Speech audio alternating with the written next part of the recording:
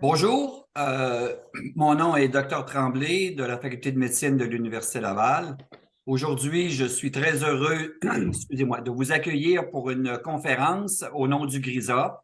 Le GRISA, pour ceux qui ne le savent pas, c'est le groupe de réflexion et d'information en sciences ouvertes francophones. Et ce matin, nous avons la chance unique d'accueillir Michel Bergeron, qui est un spécialiste de l'éthique et qui est professeur associé à l'École de santé publique de l'Université de Montréal et rattaché aussi au département de médecine sociale et préventive de la Faculté de médecine de l'Université Laval. S'il vous plaît, je vous demanderai de fermer vos micros si vous ne parlez pas. OK, j'ai désactivé Luc.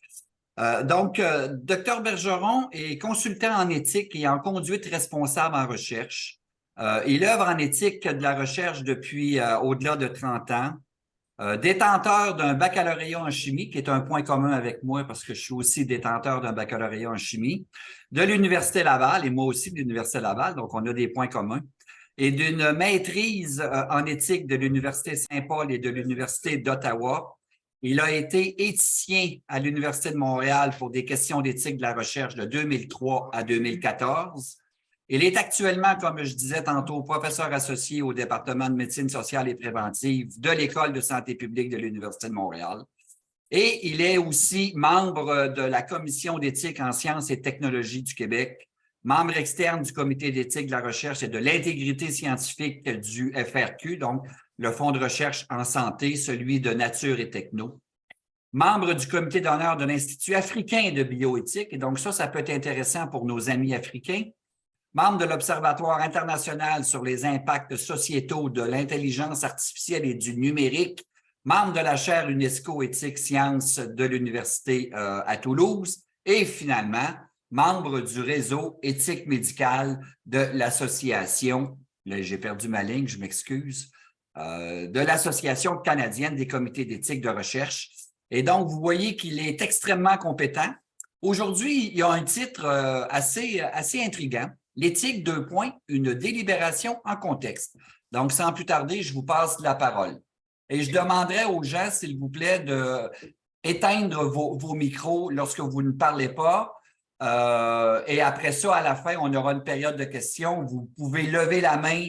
Vous avez l'icône réaction sur lequel vous pouvez lever la main. Sinon, vous ouvrez votre micro et puis vous dites, j'aimerais poser une question.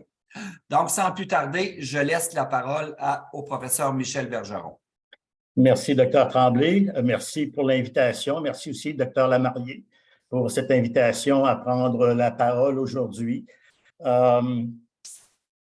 Parler d'éthique, c'est un petit peu un élément qui, comme le soulignait Dr Tremblay, qui peut être intriguant. Moi, j'y œuvre depuis plus d'une trentaine d'années. Et je dois dire que c'est la chimie qui m'a amené à l'éthique. Et donc, c'est un parcours qui est assez particulier, en passant entre autres par l'évaluation scientifique. Alors, ce que j'aimerais faire avec vous aujourd'hui, premièrement, je ne pense pas être en situation de conflit d'intérêts réel, potentiel ou apparent, mais comme je dis toujours, moi, je ne vois que l'arbre, je ne vois pas la forêt. Alors, s'il y a des gens qui voient la forêt et qui ont une perspective différente, vous pouvez me le dire, il n'y a pas de problème. Il y aura une période de questions à la fin, mais si à un moment donné, il y a des interventions, moi, je n'ai pas de problème à ce que ça se fasse à ce moment-là. On va le voir un petit peu. Pour moi, l'éthique, c'est une perspective particulière, alors ça entre dans cette perspective-là. Les positions que j'exprime ne représentent aucun des organismes auxquels je suis ou j'ai été lié, bien que je puisse utiliser certaines informations. La demande qui m'a été faite pour la présentation d'aujourd'hui, c'était vraiment de voir, de mieux comprendre les concepts de base en éthique et en conduite responsable. Donc, je vais me concentrer beaucoup sur l'éthique, parce que pour moi, la conduite responsable, c'est de l'éthique en recherche, mais je pourrais aborder certains éléments vers la fin. Et je dois vous dire que ma présentation est basée surtout sur des discussions que j'ai eues avec l'Institut de sciences biomédicales appliquées à Cotonou, avec la direction et des chercheurs de cet institut, de même qu'avec la présidente du Conseil national d'éthique en recherche en santé au Bénin. Et puis aussi avec des présentations que j'ai faites à l'Université d'Abomey-Calavi. Donc, on a travaillé, on s'est penché sur cette question-là, entre autres avec le directeur à ce moment-là de l'ISBA, où on a travaillé près de un peu plus d'une semaine sur les questions d'application de l'éthique en contexte béninois, entre autres en particulier dans le sud du Bénin là, avec Cotonou et Ouidah. Ce que j'aimerais faire avec vous aujourd'hui, c'est vraiment y aller avec la base. Qu'est-ce que l'éthique? Et vous allez voir, ma perspective est assez singulière de ce côté-là. J'aimerais faire une différence entre ce qui est l'éthique, la bioéthique et l'éthique de la recherche. Les trois sont interreliés, mais je pense qu'ils relèvent de connotations différentes.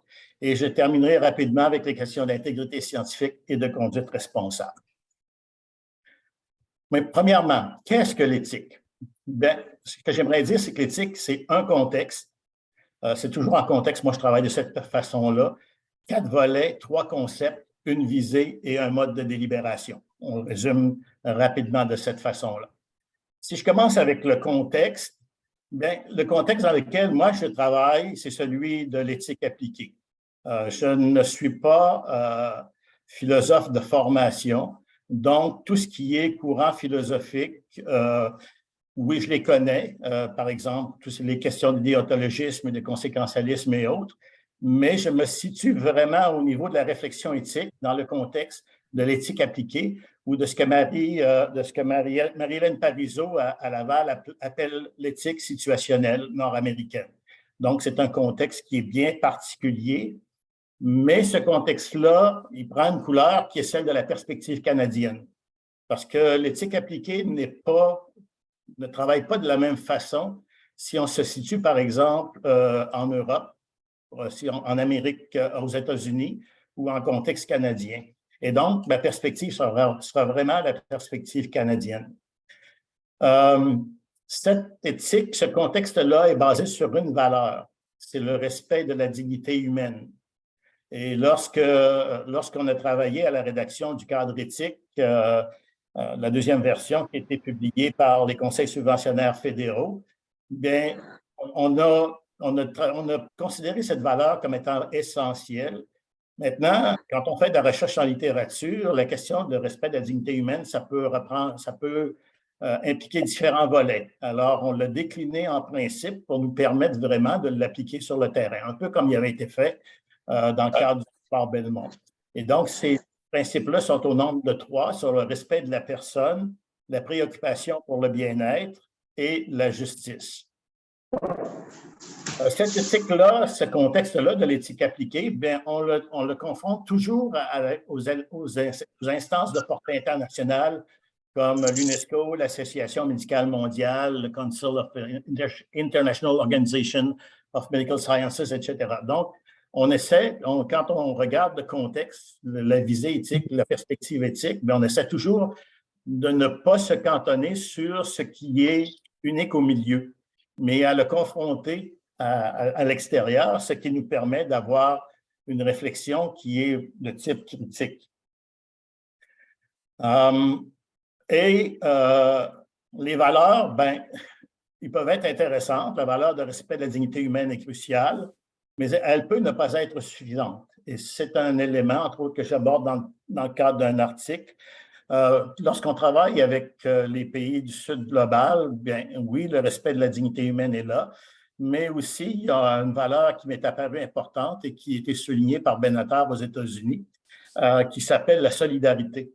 Et cet élément-là vient exactement nous aider à réfléchir aux questions liées à l'éthique. Bon, l'éthique, c'est 4 volets. On va faire un petit peu d'étymologie et puis de définition de ce que sont ces différents volets. Le premier que vous connaissez très bien, c'est la déontologie. Bon, ça vient du grec déontos, déontos et logos. Donc, ça parle du travail. C'est un ensemble de règles qui s'appuient sur des valeurs communes qui sont reconnues par un groupe de personnes d'une même profession ou d'un milieu de travail. On peut penser au Code de déontologie des médecins du Québec, au Code de déontologie médicale en France, à la Déclaration d'Helsinki, de l'Association médicale mondiale, etc., etc. Donc, il existe des règles qui sont à appliquer par les différentes professions. Le deuxième que je soulignerais, c'est morale. La morale, dans la perspective de l'éthique appliquée nord-américaine, ça vient, le terme c'est morales, et on le définit comme un ensemble de normes et de principes qui sont basés sur des valeurs reconnues et acceptées par une société, une culture, une religion. Un exemple, on va parler de la morale chrétienne. Pour certains penseurs, la morale et l'éthique sont équivalents. Donc, il y a des gens qui vont parler indistinctement des deux, alors que pour d'autres, les définitions sont inversées. On va considérer la définition de la morale comme celle de l'éthique et vice-versa.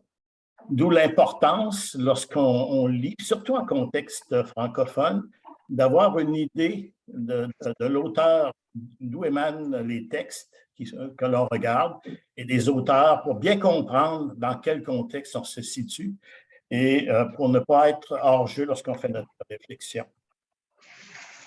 Le quatrième volet, c'est celui que j'appelle de l'axiologie. C'est la racine grecque, axios, logos, donc c'est parler de ce qui dirige nos vies. Ce sont nos valeurs, souvent non organisées, mais choisies inconsciemment. Ils peuvent être héritées de notre développement, provenir de notre milieu familial, de l'environnement social et tout ça.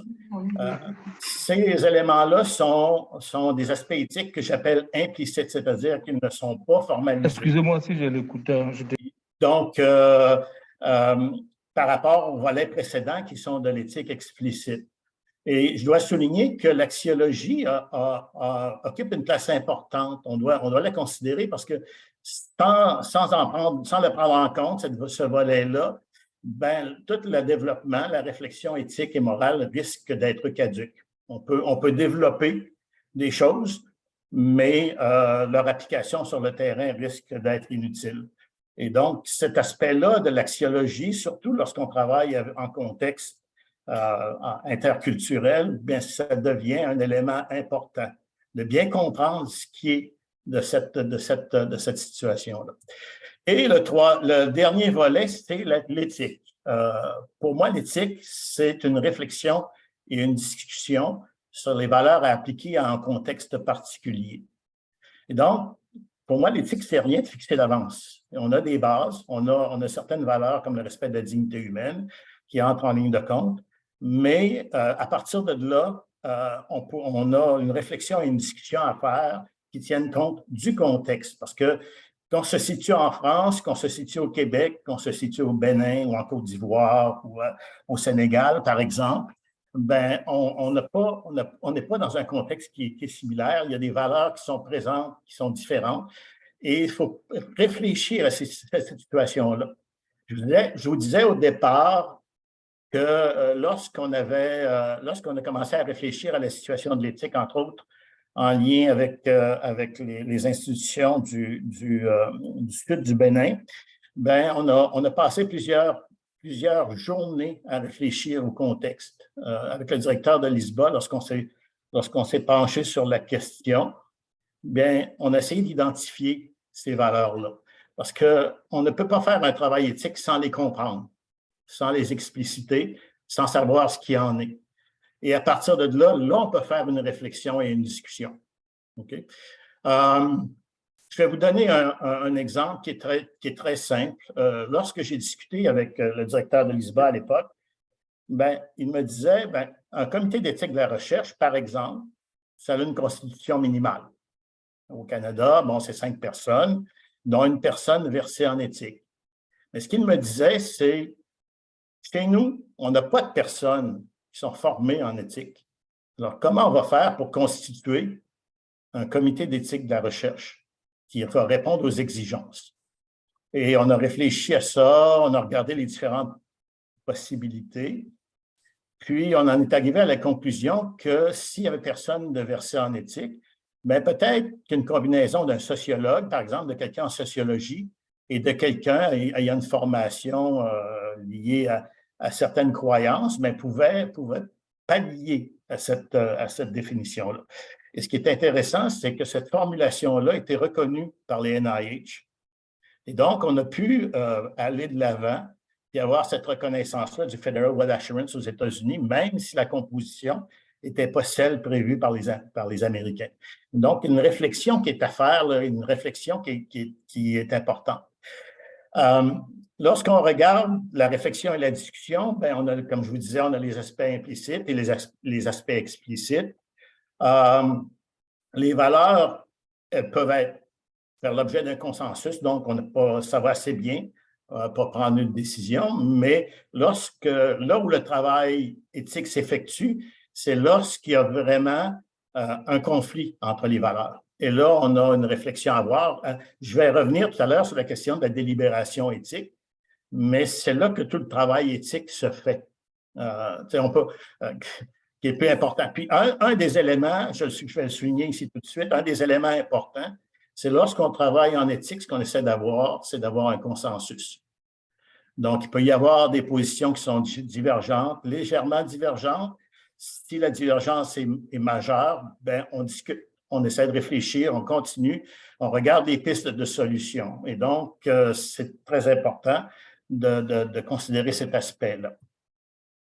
Maintenant, lorsqu'on parle d'éthique, dans la perspective, je me situe toujours dans la perspective de l'éthique situationnelle ou l'éthique appliquée nord-américaine, ben, il y a 3 concepts qui entrent en jeu. Il y a la règle ou la norme. Je vous dirais, c'est ce qui est le plus proche du terrain. Un des exemples, c'est celui du consentement libre et éclairé. C'est une norme, c'est une action qui est encadrée, qui encadre la décision. Donc, lorsque on veut appliquer des perspectives éthiques, ben, on en arrive à la fin du processus à l'établissement d'une norme ou d'une règle ou d'un article, comme dans le cadre de l'EPTC, qui favorise cet aspect-là du consentement. Au Canada, ben, on travaille avec les questions de consentement libre, éclairé, qui est connu de tout le monde. On considère aussi la perspective du consentement continu, parce que en éthique de la recherche, entre autres, la continuité, le consentement, c'est un processus. Ce n'est pas une feuille que l'on signe, qu'on remet à la fin.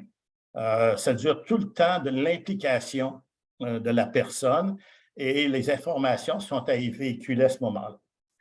Le deuxième niveau de concept, c'est celui des principes. Il donne les grandes orientations de l'action. Par exemple, le principe du respect des personnes qu'on va retrouver dans le cadre éthique canadien, ben, renvoie à l'autodétermination. Et l'autodétermination s'exprime sur le terrain par l'obtention du consentement. On parle ici du consentement, mais on peut parler de l'assentiment chez les personnes qui sont considérées mineures ou inaptes. Donc, ce sont des éléments qui font partie, qui sont expressions, mais cette autodétermination-là est un principe de base que lorsqu'on a écrit l'énoncé de politique des 3 conseils, on l'a un petit peu modernisé en parlant de respect des personnes. Et le troisième concept, c'est celui de la valeur.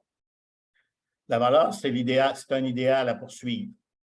Par exemple, la valeur du respect de la dignité humaine, c'est une valeur qui est mise en place.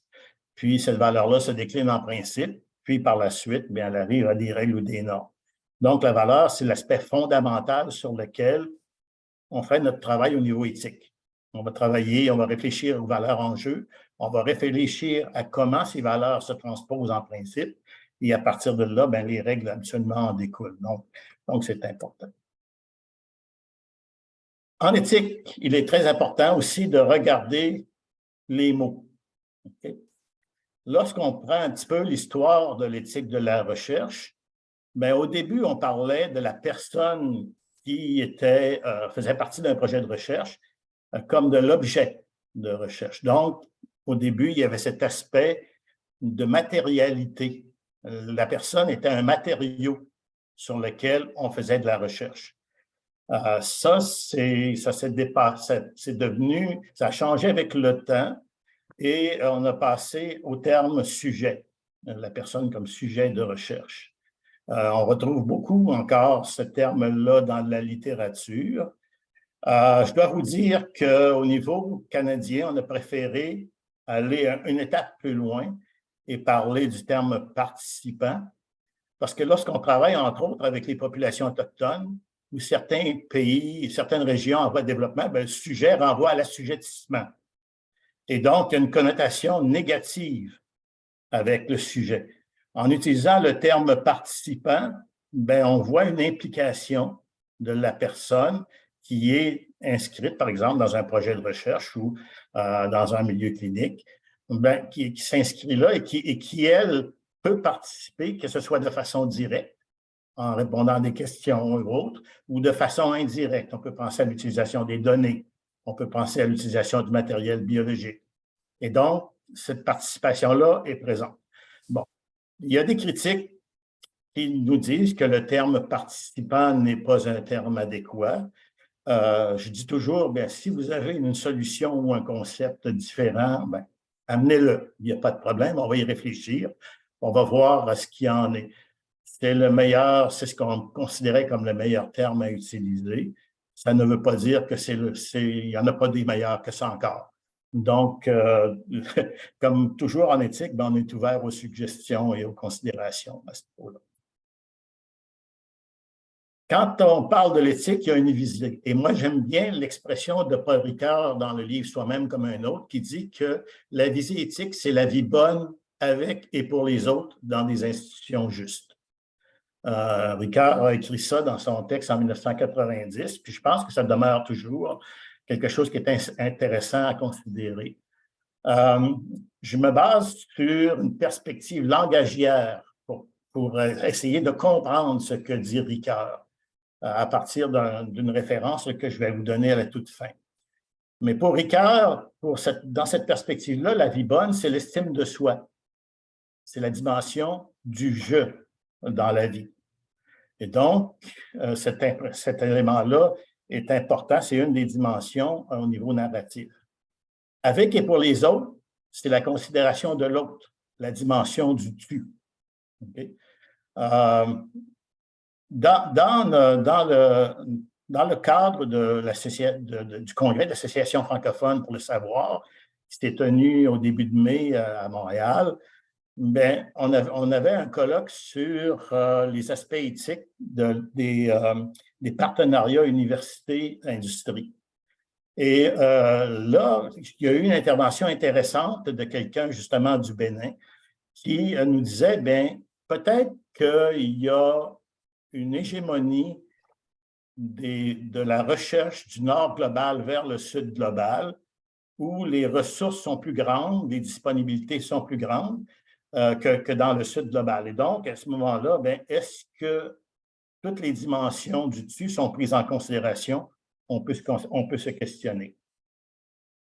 Et le troisième élément, qui est celui du il, ce sont les institutions justes. C'est-à-dire qu'on peut les définir de différentes façons, ce qu'est une institution juste, mais cette dimension-là se réfère à ce qui est considéré en contexte comme étant une institution juste. Je vous invite, cette réflexion-là vient de Philippe Svandra, dans Repenser l'éthique avec Paul Ricoeur, le soin entre responsabilité, sollicitude et justice, qu'on retrouve dans la revue Recherche en soins infirmiers. Donc, je trouvais intéressant cette perspective-là parce qu'on parle souvent de cette visée-là de Paul Ricoeur, mais on a peu de façons de l'interpréter. Cette perspective, qui en est une parmi d'autres, s'avère intéressante pour moi. Maintenant, lorsqu'on fait de l'éthique, nécessairement, on fait une délibération.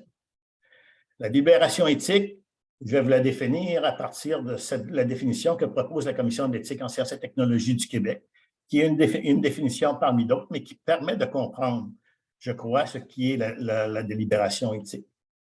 Premièrement, c'est un exercice d'interdisciplinarité. C'est une intelligence qui est collective. Pour comprendre une problématique, c'est extrêmement rare qu'une problématique va avoir seulement une facette.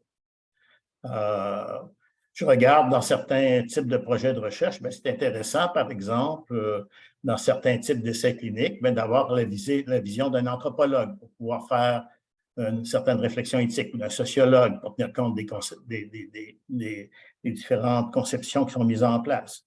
Dans une perspective interdisciplinaire et interculturelle, peut-être qu'on pourrait penser à une façon de mieux comprendre la situation. Et à ce moment-là, de la discussion, l'exercice d'interdisciplinarité, l'intelligence collective devient important parce que, par exemple, dans certains milieux, il y a des concepts qu'on utilise en Amérique du Nord qui ne sont pas utilisés dans ces milieux-là. Pour avoir travaillé un petit peu avec les milieux, avec certaines nations africaines, par exemple les Peuls, il y a des concepts qui ne se reflètent pas. Même chose aussi avec certaines populations du Nigeria. Donc, c'est à réfléchir, c'est à voir comment on peut faire cet exercice-là en compréhension, en contexte. Donc, ce qu'on fait en premier, c'est qu'on fait une analyse des faits. Okay? On essaie de comprendre ce que les faits sont, de le saisir selon différentes perspectives et différentes modalités. Après avoir fait l'analyse des faits, bien, on va faire une analyse des valeurs en jeu, parce que ces faits-là découlent de valeurs. En sciences humaines et sociales, il n'y a aucun acteur qui n'implique de valeur, qui n'implique pas de valeur. La neutralité n'existe pas. Okay? Et c'est intéressant de le concevoir, surtout lorsqu'on a à travailler en milieu interculturel, mais ces valeurs-là ressortent. Ce qu'on a à faire par la suite, lorsqu'on a identifié ces valeurs-là en jeu, on tente de faire une hiérarchisation, de comprendre lesquelles devraient être premières par rapport à d'autres. Okay? Et encore là, la perspective internationale, la perspective du contexte aussi nous aide à établir cette hiérarchisation des valeurs-là. Ce qui nous amène à une décision.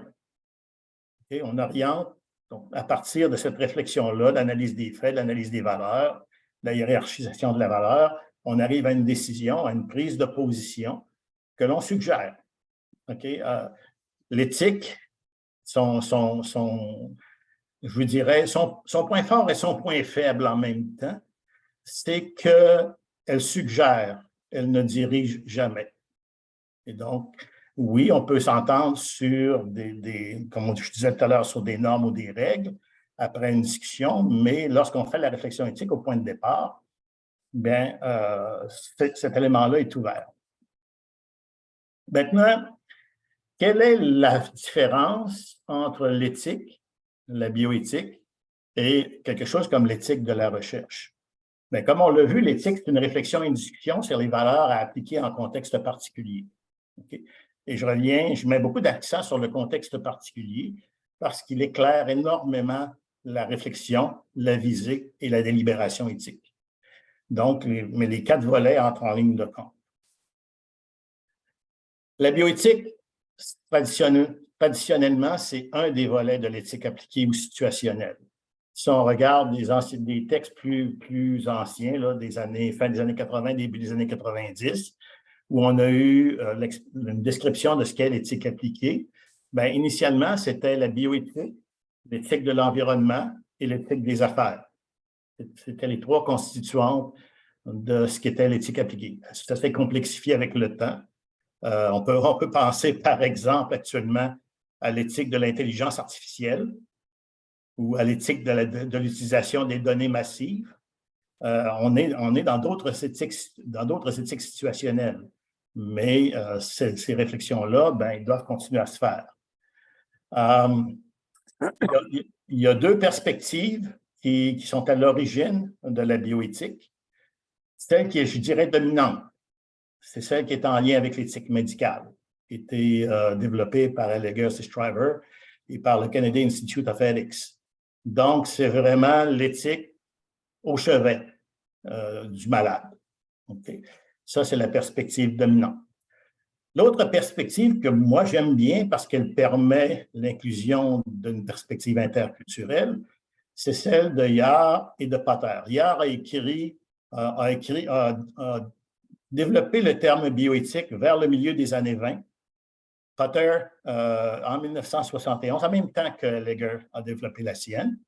Ce qui est intéressant avec Yar et Potter, c'est que leur vision est basée sur des éléments qui ne sont pas eurocentriques et donc qui étaient d'une perspective écologiste. Par exemple, Yard avait développé sa bioéthique sur une perspective qui était liée au bouddhisme et au brahmanisme. Potter a développé sa bioéthique, sa réflexion bioéthique autour du Land Ethics d'Aldo Leopold, par exemple. Et donc, ça devient intéressant de les prendre en considération. Moi, j'aime bien leur approche, entre autres lorsqu'on fait une réflexion éthique autour d'éléments comme la Déclaration de Montréal sur l'utilisation responsable de l'intelligence artificielle. On parle de la sensibilité, on parle d'autres éléments. Potter, dans son livre qui a été publié, Bioethics Bridge to the Future, définit la bioéthique comme impliquant la sagesse. Et il définit la sagesse comme la connaissance de savoir comment utiliser la connaissance. Et donc, cette perspective-là est intéressante. Moi, j'ai eu à travailler en contexte africain avec cette perspective-là. Je l'ai aussi utilisée dans le cadre de la réflexion éthique avec les premiers peuples. Et ça s'avère une perspective qui résonne bien dans ces contextes interculturels-là. La bioéthique comporte 3 volets. Il y a ce qu'on appelle l'éthique clinique, c'est celle qui est liée aux soins. L'éthique clinique, elle découle selon la perspective américaine, et l'origine de l'utilisation des premiers appareils de dialyse en 1962. Il y avait un article qui était paru des Decide Leaves qui réfléchissait sur l'implication des médecins dans la décision d'utilisation des appareils à dialyse qui n'étaient pas disponibles partout et qui devaient aussi s'appliquer à certaines personnes. L'autre élément, selon les fondateurs de la bioéthique, qui entre en ligne de compte, c'est la première transplantation cardiaque qui a été réalisée par Christian Barnard. Parce que là, la question se posait, mais si on fait une transplantation cardiaque, est-ce qu'il y a des changements? Est-ce que ça implique des changements à la personnalité? Parce qu'on se réfère toujours au cœur comme étant le siège des sentiments, de la pensée, tout ça. Puis à l'époque, la question se posait. Donc, cette perspective américaine-là, l'éthique clinique, c'est basé sur ces 2 sources-là. En Afrique subsaharienne, ce que j'ai trouvé intéressant, c'est qu'on avait la perspective de la médecine moderne, mais aussi l'implication, comme au Bénin, de formes de tradithérapie. Dans les présentations que j'ai faites, entre autres dans des colloques de l'ISBA puis de l'Université de Abomey-Calavi, c'était intéressant de voir comment on pouvait réfléchir aux aspects éthiques à partir des tradithérapies, que ce soit l'utilisation des principes actifs des plantes ou des principes culturels. Okay? Et ça, ça nous amène à des contextes, à des réflexions qui sont différentes.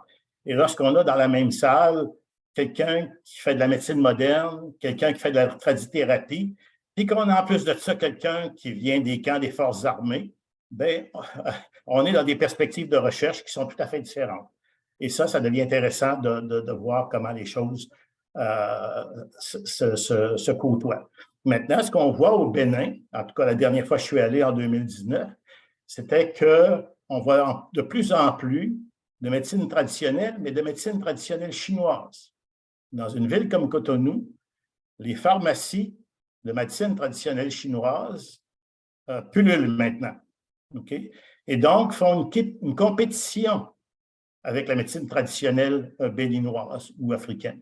Et donc, à ce moment-là, c'est béninoise. Et donc, à ce moment-là, on peut se poser des questions d'éthique aussi à ce niveau-là. Le deuxième volet de la bioéthique, c'est l'éthique des politiques de santé. Ça porte sur l'ensemble des lois, des règlements, des lignes de conduite établies par les diverses autorités. Je n'entrerai pas beaucoup dans cette explication-là, parce que je suis peut-être un peu moins familier, mais c'est quand même un élément qui est particulier. Un des exemples que je pourrais vous donner, c'est que j'ai eu à piloter un groupe de travail sur l'utilisation des données massives en santé.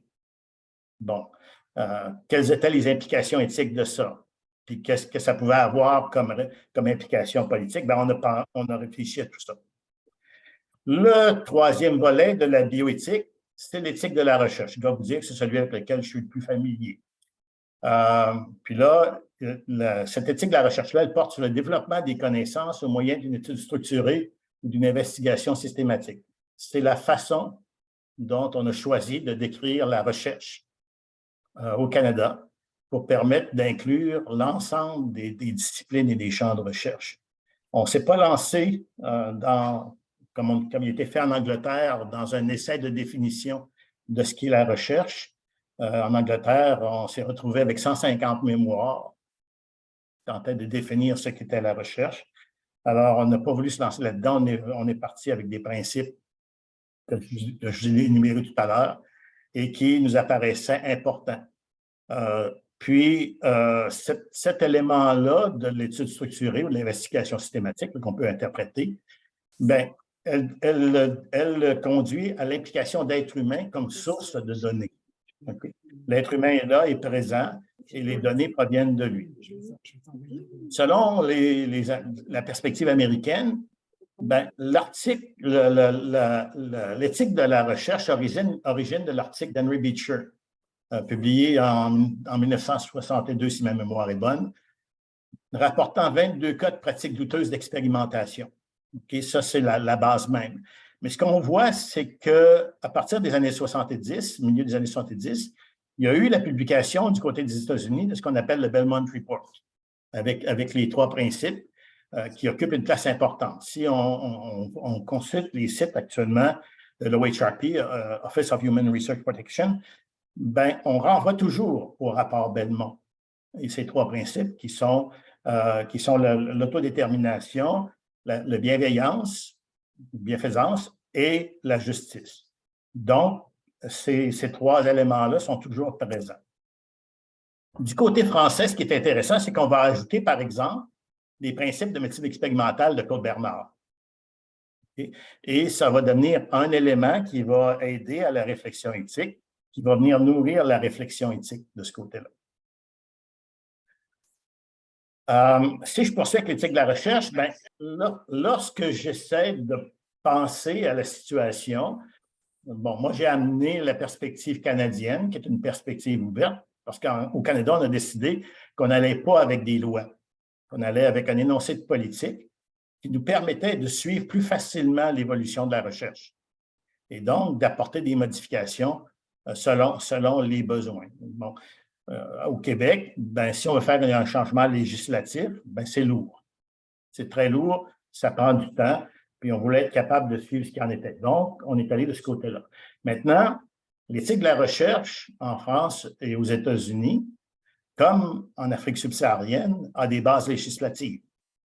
Comme quelqu'un me disait à un moment donné au Bénin, ben, si on n'a pas de loi, comment on va faire pour appliquer les choses? Les gens ne respecteront pas nécessairement ce qui en est.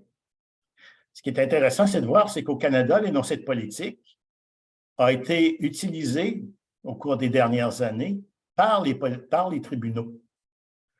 Et avec le temps, ben, on l'a considéré comme une référence lors de procès. Et c'est là que, par exemple, dans l'énoncé de politique, on en est venu à décrire, à poser des règles qui font en sorte qu'on a voulu protéger le chercheur dans le sens que les données qu'il obtient sont les siennes. Et même en cas de subpénat, l'institution et le chercheur, s'ils ont appliqué ce qu'on appelle certains principes, comme les tests de Wigmore, ben, permettent d'assurer la confidentialité de l'information. Parce que c'est un élément. Moi, j'ai travaillé avec, entre autres, des équipes de recherche qui faisaient de la recherche avec des groupes altermondistes. Automatiquement, il y a des actes de violence qui sont portés par ces groupes-là. Alors, mais on veut continuer à faire de la recherche pour faire avancer la connaissance, pour mieux comprendre le contexte. Et donc, on regarde comment on peut continuer cette recherche-là. Et la protection de l'information devient importante, sinon, on perd la confiance des participants envers les chercheurs. Et le chercheur ne peut plus poursuivre sa réflexion. Donc, c'est un choix qu'on a fait au Canada. L'autre choix qu'on a fait, c'est que tout être humain, peu importe les disciplines ou champs de recherche, a le droit aux mêmes considérations éthiques. Qu'on soit en anthropologie, qu'on soit en auto-ethnographie, qu'on soit en auto-expérimentation ou autre, mais toutes les personnes ont le droit aux mêmes considérations éthiques. Et ce qui est intéressant de noter, c'est qu'au Canada, le premier cadre éthique n'a pas découlé de la recherche du côté médical, mais a découlé de la recherche en sciences sociales et humaines. On parlait tout à l'heure de M. Rocher, de Guy Rocher. Et Guy Rocher était à ce moment-là au conseil d'administration du Conseil des arts et il y a eu vraiment tout un travail qui a été fait sur les questions d'ordre éthique. Et à la publication du cadre en 1977, le cadre du côté médical, le premier cadre est sorti en 1978. Et donc, de réfléchir à tout ça. Et ce qui est intéressant de noter, c'est qu'un des aspects, c'était toute la recherche en éducation. C'est-à-dire que le fait que le développement des connaissances puisse impliquer l'évolution de jeunes qui sont en développement, bien, ça posait des questions éthiques particulières. Alors, c'est le premier cadre qui est sorti au Canada. Mais il y a un constat qu'on doit faire, c'est que souvent, en éthique clinique, comme en éthique de la recherche, on utilise une perspective descendante, c'est-à-dire qu'on utilise, par exemple, le principisme de Beauchamp et Childress, qui ont développé les 4 principes à partir du rapport Belmont, que sont l'autonomie, la bienfaisance, la non-malfaisance et la justice, pour faire une réflexion éthique. Alors, qui me concerne au niveau du contexte, au niveau de l'éthique appliquée, mais je pense que la réflexion doit être plutôt ascendante, c'est-à-dire partir du terrain. Et là, on fait une réflexion éthique pour arriver à des éléments au niveau des valeurs qui sont importants. C'est une perspective. Moi, je l'aime bien parce qu'elle nous permet de prendre en considération le milieu comme tel. Et ça correspond, à mon avis, à ce qui est exactement de la bioéthique. Parce que, petite note historique, la bioéthique, lorsqu'elle est née, c'était une demande qui a été faite en particulier par les milieux médicaux à des théologiens pour pouvoir faire une réflexion sur le terrain, sur ce qui était en jeu et les décisions qui devraient être prises, pour éclairer les décisions qui devraient être prises.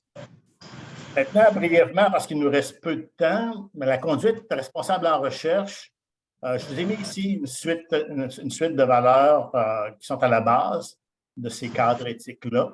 Pour moi, je fais une différence entre l'intégrité scientifique et la conduite responsable en recherche. L'intégrité scientifique est un volet de la conduite responsable en recherche. Il y a d'autres volets qui sont impliqués, qui doivent entrer en jeu.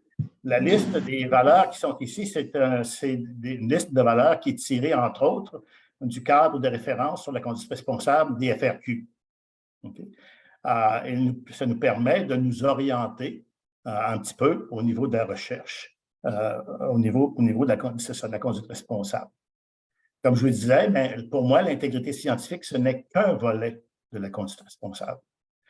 Je dois faire une présentation dans un mois à Toulouse, dans le cadre d'une école d'été, sur la vérité en sciences. Bien, la vérité en sciences, est-ce qu'elle est équivalente à l'intégrité scientifique? On peut en discuter. Moi, j'ai une formation, malheureusement, de théologien. Alors, ce qui est vérité, ce n'est pas toujours la même perspective pour tout le monde. Ça va faire partie des présentations qui seront faites. Les autres volets qui sont impliqués en conduite responsable, c'est la gestion des conflits d'intérêts. Okay? Dans le cadre canadien, on parle des conflits d'intérêts réels, potentiels ou apparents. La définition du conflit d'intérêts, c'est un conflit entre les devoirs et les responsabilités d'une personne à l'égard des activités de recherche et celles liées à des intérêts personnels, institutionnels ou autres. Okay? Là, quand je fais une formation autour de cette notion de conflit d'intérêt-là, j'ai toujours aux étudiants, par exemple, ou aux chercheurs, bien, si vous travaillez dans un domaine de recherche, c'est parce que vous avez un intérêt dans ce domaine de recherche-là. Okay? Et donc, ça fait partie de l'ensemble. Là où l'importance, l'élément de gestion devient important, c'est s'il y a un conflit entre votre responsabilité comme chercheur et la responsabilité qui sont liées à des intérêts qui seraient autres. Et là, on parle d'intérêts personnels, là, c'est autant des intérêts familiaux, des intérêts avec des personnes avec qui on fait affaire ou autres. Et donc, c'est un des autres volets des conflits d'intérêts.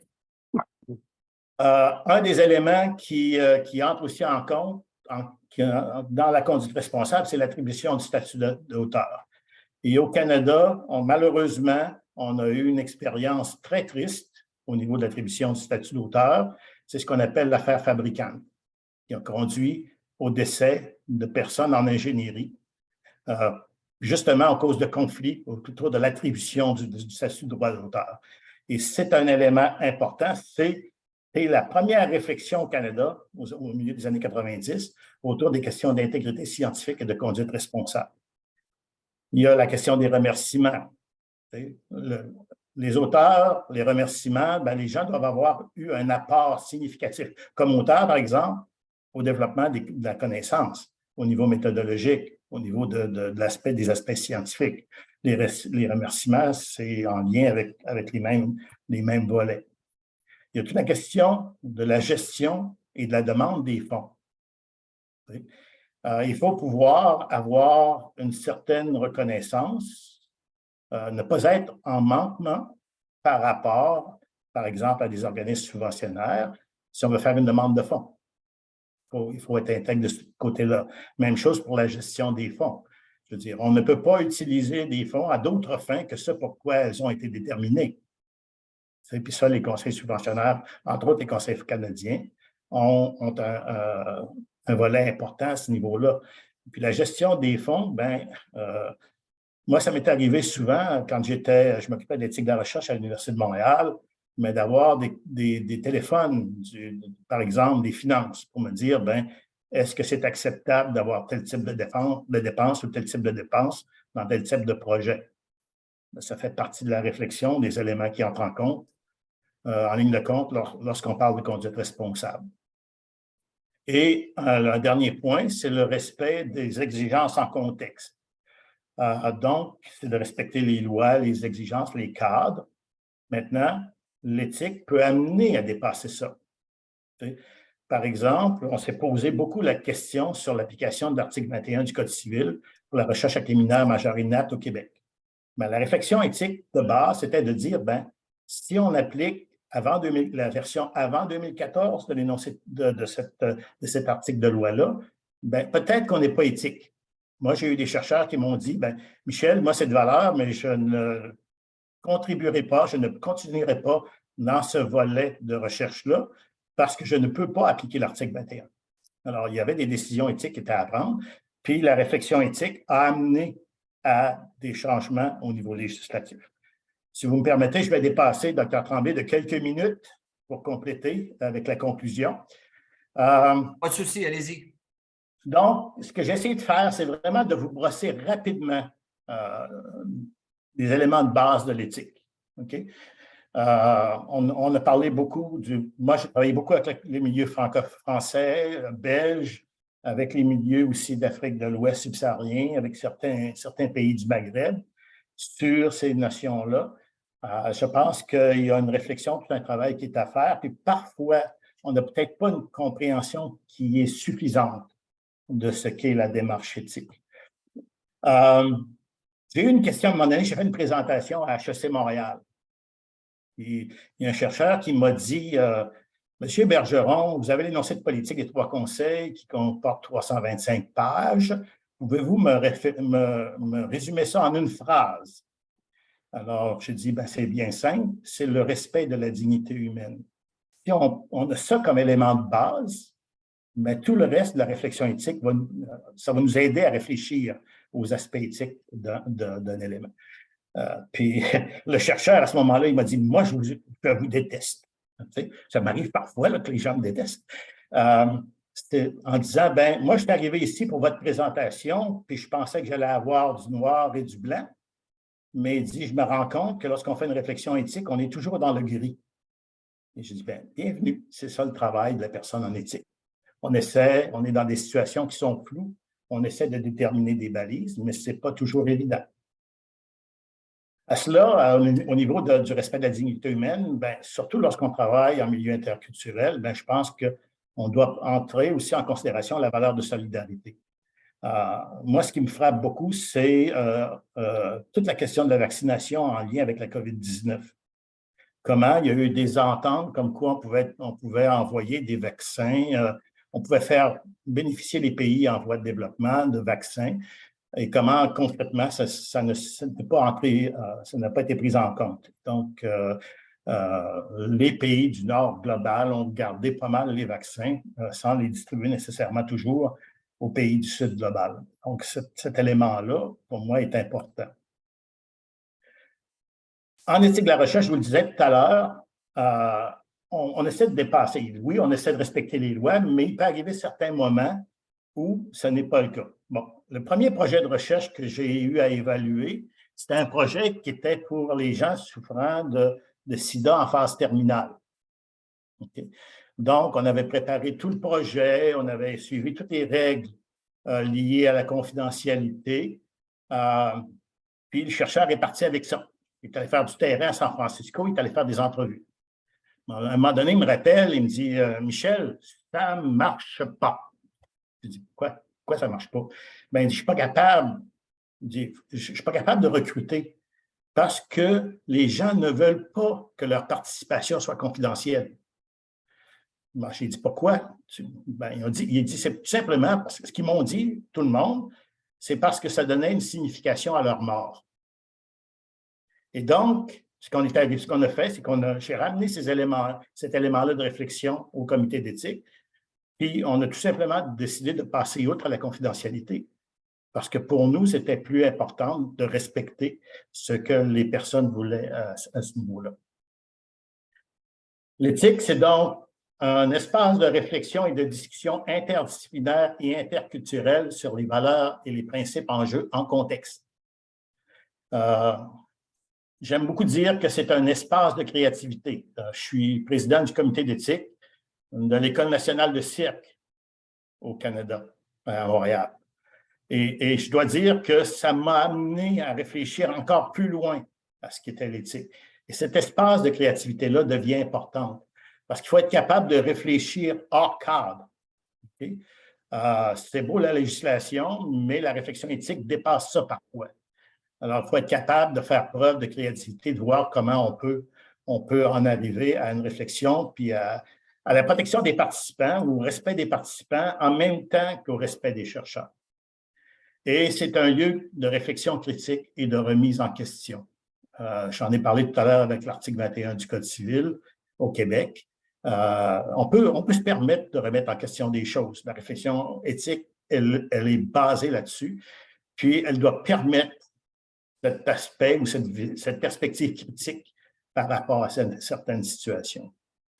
Alors, je vous remercie beaucoup de votre attention, puis si vous avez des questions, commentaires, vous êtes bienvenus.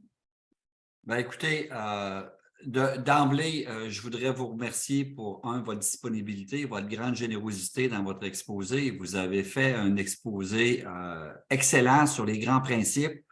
J'aime beaucoup vos 325 pages résumées en une seule phrase, le respect de la dignité humaine. Est-ce que peut-être que vous pourriez cesser le partage comme ça. Moi, je vais tout voir à peu près tout le monde, de sorte que si j'ai des mains levées, ça va me permettre de pouvoir les voir. Merci. Il y a encore des gens qui continuent à venir, mais là, il est tard un peu pour eux, mais enfin, c'est grave. Et donc, le respect de la dignité humaine, et ce que j'ai compris, si j'ai bien compris ce que votre message, c'est que ce respect-là doit être réfléchi dans un contexte interdisciplinaire, interculturel, et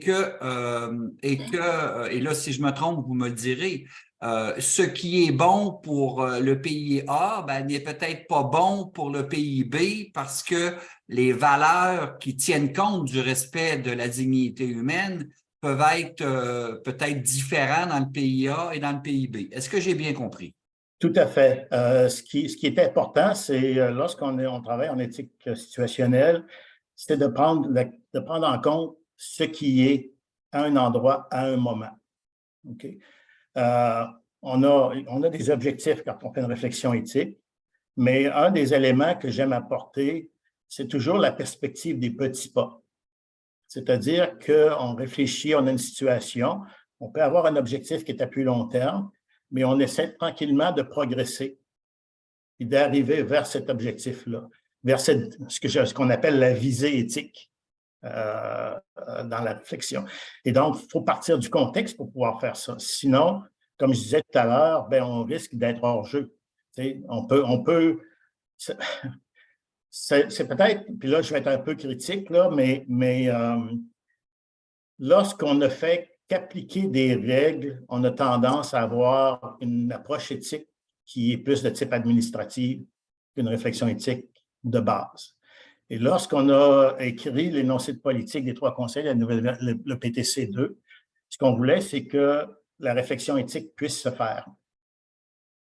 Il y a des règles, il y a ce qu'on a appelé des articles qui proposent des orientations, mais ces articles-là, c'est un minimum. Puis s'il y a des justifications qui permettent de voir autrement, il faut être capable de le prendre en considération.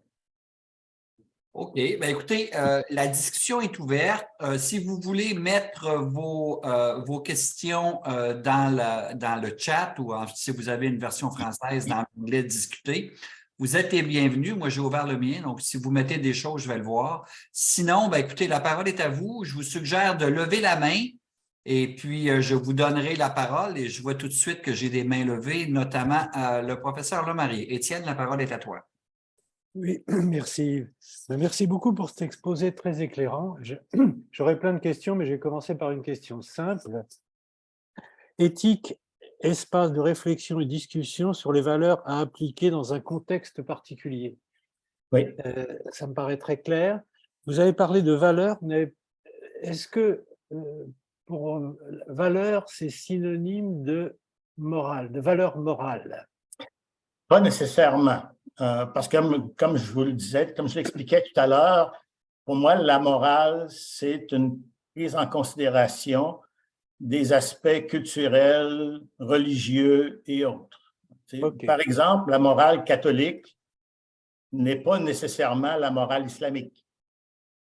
Et donc, lorsqu'on veut faire une réflexion éthique, il faut pouvoir prendre en considération ces différents volets-là de la morale pour pouvoir en arriver à une hiérarchisation des valeurs qui soit acceptable dans un contexte.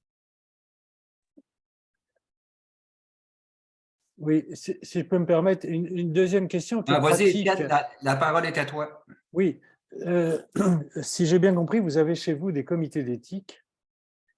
Chez nous, on a comité d'éthique et comité de protection des personnes. Vous devez connaître, oui, puisque vous connaissez comment on fonctionne. Ils sont deux choses un peu différentes, c'est-à-dire, en pratique, quand on a un projet de recherche, on le soumet au comité de protection des personnes qui, c'est donc beaucoup plus, comment dirais-je, plus pratique. C'est-à-dire, c'est pour répondre à des questions pratiques. Est-ce que le consentement est conforme, acceptable? Est-ce que l'étude est acceptable, etc. Vous n'avez pas ce type de structure? Oui, on a le même type de structure. Ce qui est comité de protection des personnes en France, pour nous, c'est le comité d'éthique de la recherche. Ah, OK. C'est pour ça que je ne voyais pas le mot apparaître, c'est pour ça que je posais la question. Le comité d'éthique, comme vous mentionnez, le comité d'éthique, ici, ça va être par exemple le comité d'éthique clinique, qui en milieu hospitalier va réfléchir à des situations d'ordre clinique. Par exemple, moi, à un moment donné, un cas que j'ai eu, c'est il y avait des gens qui étaient en dialyse, mais il y a quelqu'un qui exerçait de la brutalité à chaque fois qu'il était en dialyse. Bien là, on a eu à réfléchir sur comment on devait s'assurer que l'ensemble des personnes étaient respectées dans la salle où se produisait la dialyse. D'accord. Autre question, commentaire? Étienne, si tu as d'autres choses à dire, tu peux y aller. Les gens ou c'était très clair, ou les gens ne posent pas. Allez-y, vas-y. Si je peux continuer, alors, dans cette perspective, j'ai bien compris, donc vous aviez des structures à peu près équivalentes aux nôtres sur le plan éthique. Nous aussi, on fait intervenir le comité d'éthique dans des situations et le comité de protection des personnes quand il s'agit de soumettre un projet de recherche. C'est-à-dire, il y a les deux choses, les deux éléments qui peuvent se croiser, mais deux éléments qui interviennent. Alors, ma question est la suivante. Dans les pays où les choses ne sont pas encore très structurées, je pense, je vois que dans la salle ici, il y a des amis qui font partie de comités d'éthique en Afrique et qui se battent pour mettre les choses en place. Est-ce qu'il faut reproduire cette double structure, c'est-à-dire d'un côté l'éthique et d'autre part un comité de protection des personnes? Est-ce qu'il faut passer par cette étape aujourd'hui? En ce qui me concerne, il n'y a pas de différence entre les deux parce que les deux sont des comités d'éthique, que ce soit pour la recherche ou pour la clinique. Maintenant, moi, c'est comme lorsque j'ai interagi, entre autres au Bénin ou dans les pays d'Afrique occidentale, subsaharienne, c'était pour la mise sur pied de comités d'éthique de la recherche, donc de comités qui pouvaient se pencher sur des éléments qui sont liés à la recherche, au développement des connaissances. Et je dois dire que certains des projets, parce que j'ai eu par la suite à évaluer certains projets, bien, certains provenaient de la tradithérapie. Alors oui, est-ce que c'est à partir des principes actifs de certaines herbes? Donc oui, ça fait partie des éléments. Je pense qu'il faut éviter une certaine confusion. Parce que la prise en considération au niveau bioéthique, c'est pour ça que la bioéthique est divisée du côté américain en trois éléments. C'est que si on fait de la recherche, ce n'est pas nécessairement la même chose que si on fait de la clinique. Okay? On peut penser à des essais cliniques. Là, on entre dans le développement des connaissances. Mais si on est par exemple, au lit du patient, ben c'est autre chose. Si on veut réfléchir, par exemple, je pense à une situation où une équipe très soignante était venue nous voir et nous dire, ben là, cette personne-là, on la maintient en vie, mais on voit qu'au niveau corporel, ben ça ne fonctionne pas. Nous, on n'est pas d'accord, mais la famille tient à ce que ces personnes-là reçoivent quand même des traitements, à ce que cette personne-là quand même soit assise à tous les jours dans un siège. Mais ce n'est pas la même chose que de faire une évaluation d'un projet de recherche. Okay?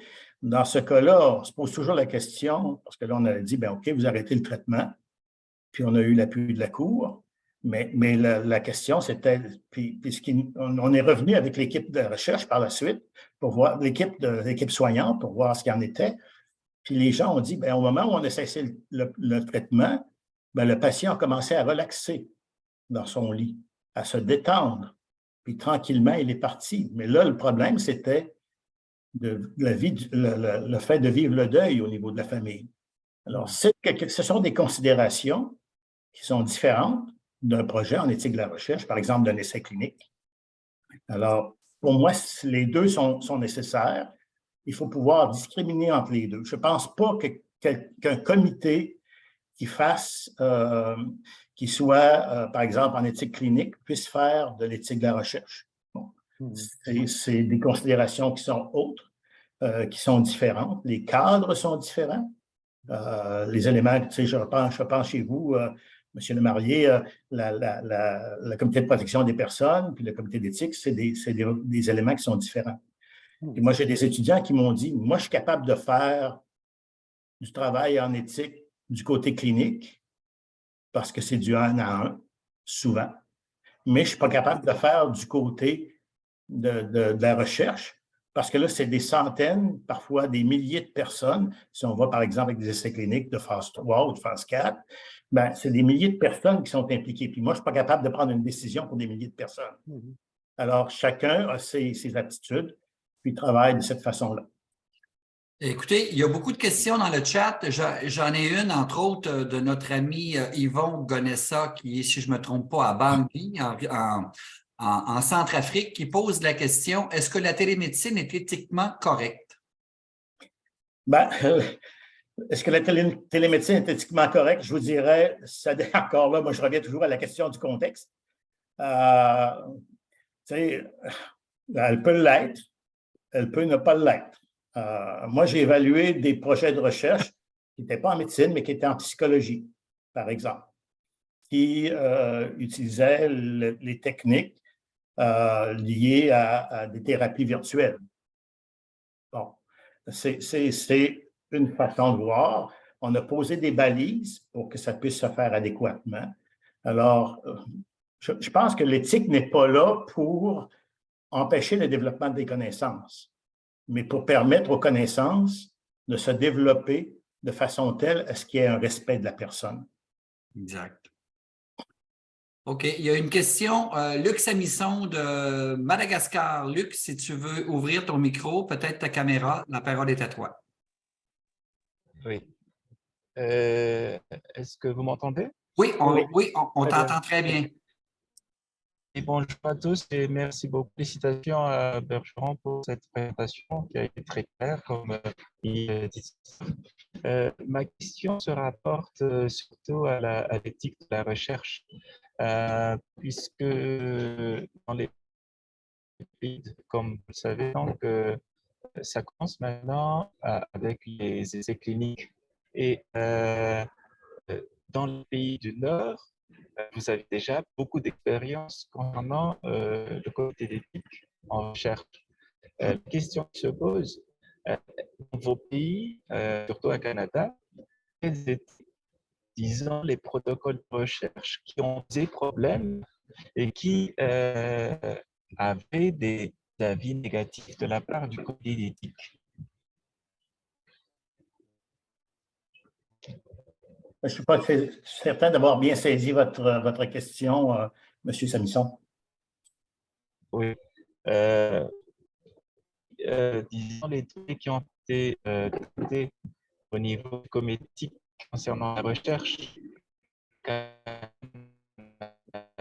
avait des écoles de recherche qui ont des problèmes et même l'avis négatif du comité d'éthique, puisque nous savons que le comité d'éthique, normalement, gère tout simplement à modifier certains du protocole, à améliorer le contenu, par exemple, du consentement éclairé.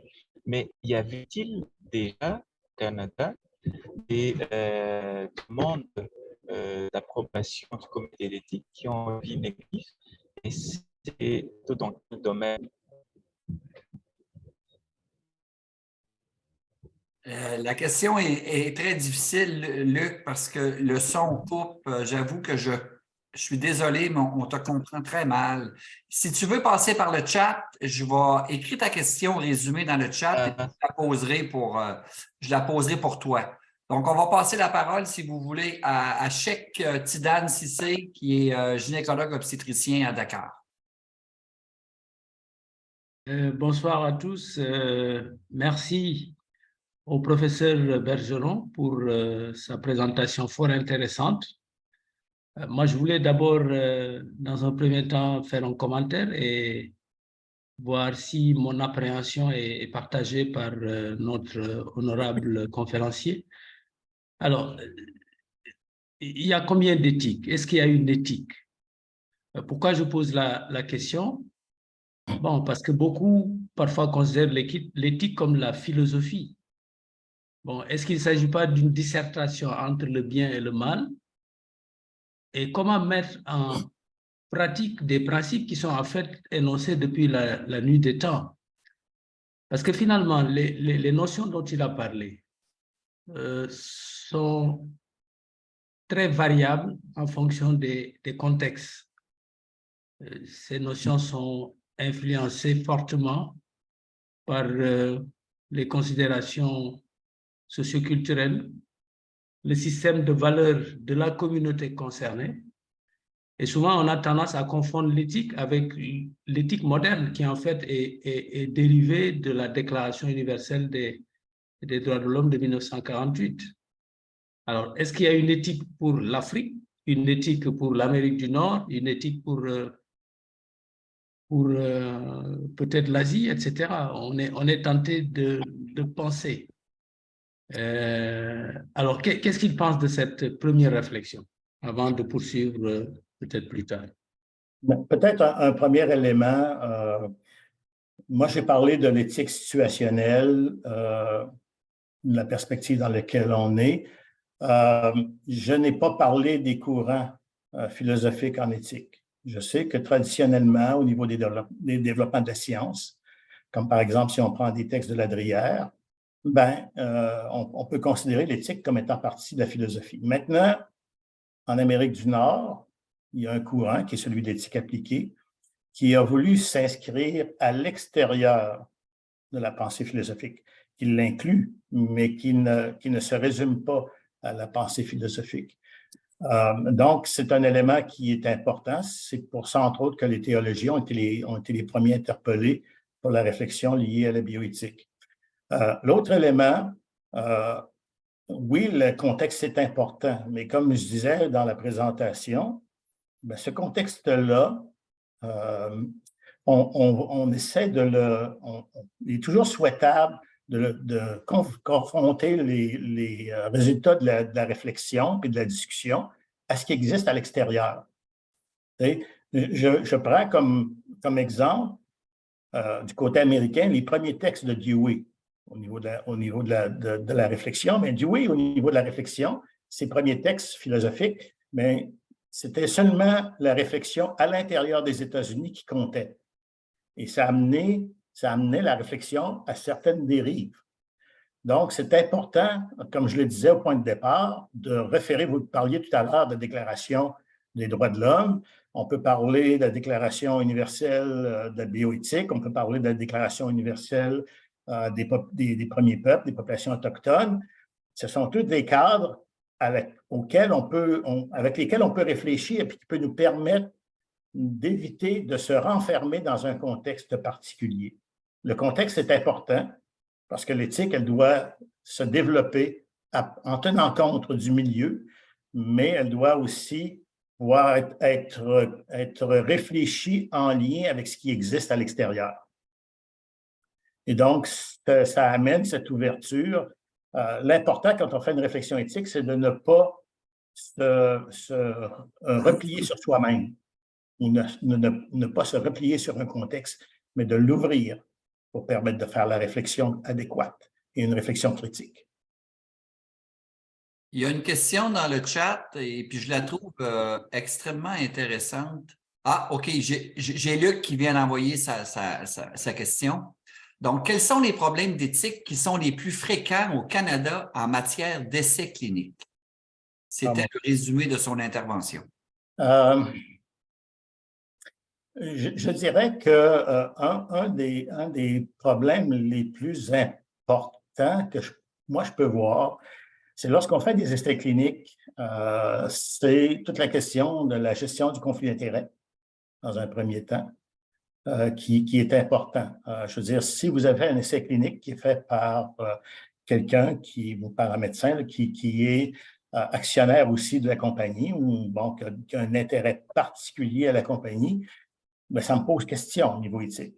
Si, comme j'ai déjà vu, vous avez des groupes de patients qui sont réservés parce qu'on va faire un essai, on sait qu'on va faire un essai clinique sur une maladie particulière et qu'il n'y a pas un grand nombre de patients qui souffrent de cette maladie-là, encore là, il y a des questions qui se posent. On est toujours dans la question de la gestion des conflits d'intérêts. Là où moi, j'ai un petit peu de difficulté, c'est lorsqu'on fait des essais cliniques qui sont évalués, puis là, on peut me resservir le même commentaire pour les milieux institutionnels, mais lorsque c'est fait par un comité d'éthique privé. On peut dire, par exemple, est-ce que l'intérêt du comité d'éthique privé, c'est vraiment le respect et la protection des participants, ou c'est de s'assurer que d'une fois à l'autre, on a des contrats pour pouvoir faire de l'évaluation, puis que la business puisse continuer à rouler. Bon, ces personnes-là vont me dire, ben oui, mais si vous faites de la recherche, en milieu universitaire, puis que votre comité d'éthique dépend du vice-recteur à la recherche, bien, vous êtes dans une situation à peu près similaire. Mais il faut voir à ce moment-là comment les structures peuvent fonctionner, puis comment on peut faire la réflexion éthique. Donc, c'est pour moi, au niveau des essais cliniques, c'est peut-être une des grandes carences actuellement parce qu'au niveau canadien, il n'y a pas, sauf pour le Québec peut-être, là, il n'y a pas, et puis de certaines autres provinces, l'Alberta entre autres, je pense, il n'y a pas d'encadrement légal ou d'encadrement qui s'applique volontairement à la recherche avec des êtres humains.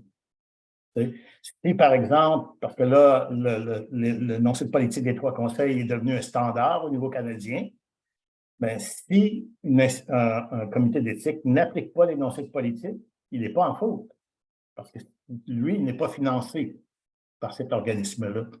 Donc, ça revient, à un moment donné, j'ai eu une question d'un journaliste qui m'a dit, ben, écoutez, il y a des essais qui ont été faits, par exemple, avec une compagnie de motoristes à propos de l'utilisation du diesel.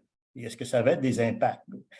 Ils m'ont demandé est-ce qu'il y a des cadres qui s'appliquent? Mais pas vraiment, parce que la compagnie, si elle n'adhère pas de façon volontaire aux critères, aux cadres éthiques, bien, elle n'a pas appliqué ces cadres éthiques-là. Alors, il y a toute cette réflexion-là qui est à faire au niveau de l'implication de certains encadrements. Parce que, par exemple, M. Lemarié, vous mentionnez tout à l'heure, en France, bien, il y a une loi qui s'applique puis qui fait en sorte qu'on doit faire une évaluation éthique.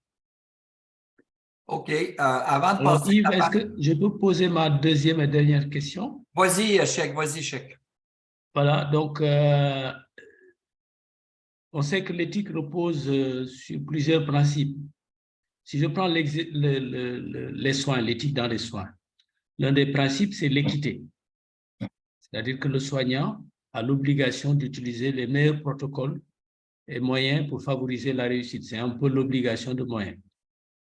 Alors, nous, en Afrique, en général, dans les pays en développement, nous sommes confrontés à un sérieux problème. C'est-à-dire qu'il y a une situation où nous savons manifestement que nous n'avons pas les moyens d'appliquer les meilleurs protocoles. Encore que les protocoles sont variables suivant les pays, on peut discuter longuement là-dessus. Le protocole qui est appliqué devant l'hémorragie du postpartum au Canada n'est pas le même que nous appliquons pour diverses raisons. Oui. Alors, le problème auquel nous sommes confrontés est le suivant. Nous sommes en face d'une patiente qui a un problème X. Nous savons qu'en théorie, les moyens les plus efficaces sont A, B, C, mais nous ne les avons pas. Alors, est-ce qu'il faut ne rien faire au risque de constater une aggravation de la situation? Ou bien alors, est-ce qu'il faut se contenter des moyens dont nous disposons, mais en sachant pertinemment que le risque de complication est plus élevé et que les chances de guérison sont moindres? Il y a ce dilemme. Qu'est-ce que vous pensez? Mais là, on entre dans la question du dilemme des ressources, de la disponibilité des ressources. Moi, je ne suis pas un spécialiste de l'éthique clinique, là. Mais en ce qui me concerne, c'est là que pour moi, un principe comme celui ou une valeur comme celle de la solidarité entre en ligne de compte. Je veux dire, quand j'ai fait mes premières visites des laboratoires à Lisbonne, le chimiste qui travaillait à l'identification des principes actifs, ben, il y avait quelques Erlenmeyer, quelques ballons. Il n'y avait même pas de spectroscopie infrarouge ou d'autres types de spectroscopie. Alors, c'était très difficile de travailler dans ce contexte-là, mais il fallait qu'il travaille avec les ressources telles qu'elles étaient. Je pense que cette question-là revient à toutes les réflexions. Et pour moi, je reviens à deux éléments qui sont importants, qui ont été développés dans la fin des années 70, début des années 90. C'est que l'OCDE a travaillé à partir du principe de ce qu'on appelle l'économie du savoir, des savoirs. Et ça, c'est une perspective qui est particulière, puis c'est la perspective qui est dominante. Okay? À peu près à la même époque, quelques années plus tard, l'UNESCO, elle, a proposé le principe du développement des sociétés des savoirs. Et dans le cadre, si on regarde la différence entre les deux, c'est que l'économie est un des systèmes du développement des sociétés des savoirs, et non, comme l'OCDE le propose, la dominante. Bon, maintenant, on voit qu'avec le temps, ce n'est pas ce qui s'est développé. Je suis bien conscient, M. Hachek, qu'il y a une grande différence. Maintenant, ça fait partie des éléments que l'on doit considérer entre le Nord et le Sud global. Moi, quand j'ai vu, par exemple, qu'on utilise des vaccins à base de cellulose pour traiter le VIH-Sida au Nigeria, ben, ça m'a posé des questions éthiques sérieuses. Puis un des éléments qui m'apparaît important, c'est de réfléchir, puis là, je n'ai pas nécessairement de solution, mais c'est de réfléchir au fait que souvent, on va faire des essais cliniques, on va faire des projets de recherche dans des pays qui sont en développement, puis qu'on va venir par la suite confirmer les résultats dans des pays occidentaux. Alors, c'est comme s'il y avait deux classes de personnes. Et à mon avis, si on applique le principe de respect de la dignité des personnes, ben, il ne devrait pas avoir ces deux classes-là. Puis, tu sais, on peut réfléchir à des situations qui sont sans être pareilles, qui ont certaines similarités. Je veux dire, moi, quand on travaille ici avec le développement de l'intelligence artificielle, par exemple, dans certains milieux, ben, je me pose toujours la question, est-ce que la personne qui est dans une région éloignée du Québec, qui a des difficultés d'accès, puis des difficultés d'accès aux ressources et à la littératie, a les connaissances nécessaires pour appliquer ça, puis a la possibilité même de l'appliquer, ben, c'est des questions éthiques qui se posent. Donc, l'élément qu'on peut souligner, puis c'est malheureux jusqu'à un certain point, c'est qu'on peut souligner les carences.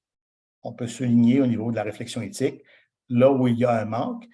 Est-ce qu'on respecte vraiment la dignité humaine lorsqu'on procède comme vous l'avez mentionné? Ben, ça fait partie de la réflexion éthique. Puis c'est en faisant cette réflexion-là qu'on peut amener des changements. Alors, je suis peut-être utopiste de ce côté-là, mais ça fait partie des éléments là, à prendre en considération. Le temps file. Étienne, tu voulais poser une question et après ça, on va s'approcher du mot de la fin. Oui, une question rapide, mais vous avez parlé de l'intégrité scientifique et la conduite responsable en disant que l'intégrité scientifique, c'était une partie de la conduite responsable. Ce qui me gêne un petit peu, si je puis dire, c'est qu'il y a 15 jours, on a eu quelqu'un qui s'appelle Hervé Maisonneuve qui nous a fait quelque chose sur l'intégrité scientifique et en particulier, il nous a cité les conflits d'intérêts comme faisant partie de l'intégrité scientifique. Or, vous mettez ça dans la conduite responsable. C'est peut-être une question de vocabulaire simplement. Oui, c'est comme la question des conflits d'intérêts, ça fait partie d'un chapitre sur l'encadrement en éthique de la recherche au Canada. Okay? Donc, la question des conflits d'intérêts peuvent se poser à différents niveaux. Je pense qu'on peut l'inclure dans l'éthique de la recherche, on peut l'inclure dans l'intégrité scientifique, mais au Canada, on a choisi de l'inclure dans un élément plus large qui est celui de la conduite responsable. Mais ça pose pas, enfin, c'est pas un problème majeur. Non, pas à mon avis. Vous me rassurez parce que j'avais peur qu'il y ait une confusion entre les deux, entre ce qu'on a entendu il y a 2 semaines et ce que vous avez dit. Merci.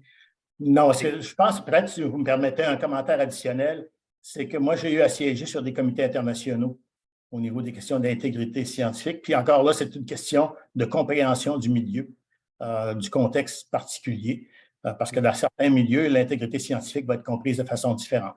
Au Canada, on l'a développé avec la conduite responsable en lien avec certains des forums internationaux qui existent, mais c'est une perspective. D'accord.